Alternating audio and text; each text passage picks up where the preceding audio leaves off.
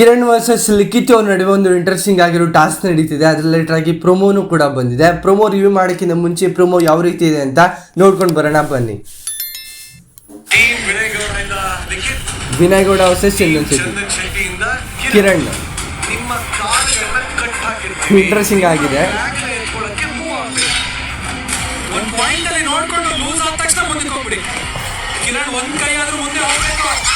ಆಗ್ತಿಲ್ಲ ಅವ್ರಿಗೆ.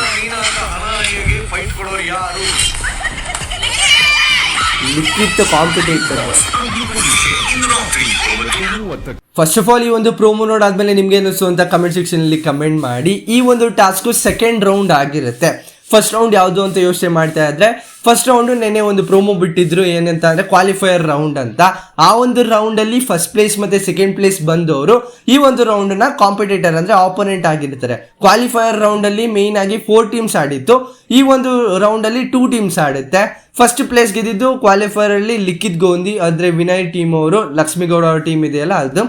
Second place ಬಂದಿದ್ದು ಚಂದನ್ ಶೆಟ್ಟಿ ಅವ್ರ ಟೀಮು ಅಂತ ಅಂದ್ರೆ ಕಿರಣ್ ಶಾಸ್ತ್ರಿ ಅವರು. ಆಡಿದ ಯಾರು ಅಂತ ಅಂದ್ರೆ ಇದು ಚರಣ್ ಅವರು ಆಡಿರ್ತಾರೆ, ಸೆಕೆಂಡ್ ಪ್ಲೇಸ್ ಬಂದಿರ್ತಾರೆ. ಈ ಒಂದು ಟಾಸ್ಕ್ ಅಲ್ಲಿ ಲಿಖಿತ್ ಅವರು ಮತ್ತೆ ಬರ್ತಾರೆ, ಮತ್ತೆ ಆಪೋನೆಂಟ್ ಆಗಿ ಇನ್ನೊಬ್ರು ಯಾರು ಅಂತ ಅಂದ್ರೆ ಕಿರಣ್ ಶಾಸ್ತ್ರಿ ಅವರು ಅವ್ರ ಟೀಮಿಂದ ಬರ್ತಾರೆ.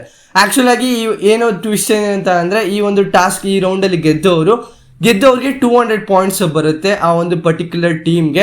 ಆಲ್ರೆಡಿ ಚಂದನ್ ಶೆಟ್ಟಿ ಅವರ ಟೀಮು ಕೂಡ ಈ ಒಂದು ಟಾಸ್ಕ್ನ ಗೆದ್ದಿದೆ ಮುಂಚೆ, ಆದರೆ 100 ಪಾಯಿಂಟ್ಸ್ ಇದೆ. ಫಸ್ಟ್ 0 ಇತ್ತು ನೆನ್ನೆ ಎಪಿಸೋಡಲ್ಲಿ. ಇವತ್ತು ಅದೇ ಬಲೂನ್ ಟಾಸ್ಕ್ ಇತ್ತಲ್ಲ, ಆ ಒಂದು ಟಾಸ್ಕಲ್ಲಿ ಚಂದನ್ ಶೆಟ್ಟಿ ಅವ್ರ ಟೀಮ್ ಗೆದ್ದಿದೆ. ಕ್ಲಿಯರ್ ಆಗಿ ಎಪಿಸೋಡಲ್ಲೂ ಕೂಡ ಮೆನ್ಷನ್ ಆಗಿದೆ.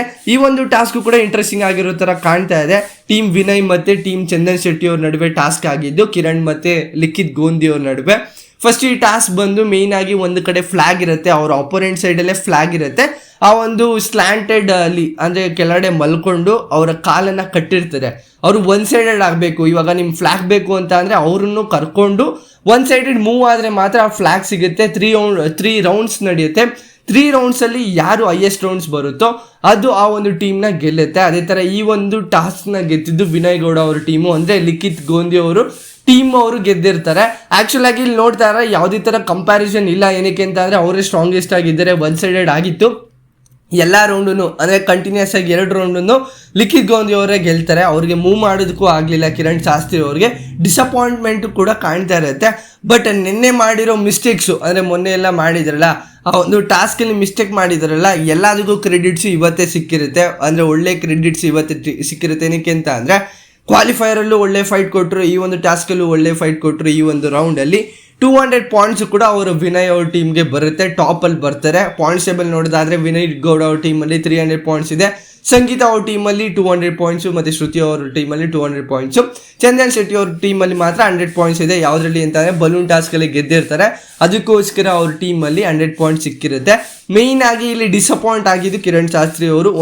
ಅವ್ರಿಗೆ ಸ್ಟ್ರಾಂಗೆಸ್ಟ್ ಅಂತ ಅಲ್ಲಿ ಕಾಣಲೇ ಇಲ್ಲ. ಇದು ಲಿಖಿತ್ ಗೋಂದಿ ಅವ್ರಿಗೆ ಒಂದು ಸ್ವಲ್ಪ ವೀಕೆಸ್ಟ್ ಅಂತ ಕಾಣ್ತಾ ಇತ್ತು.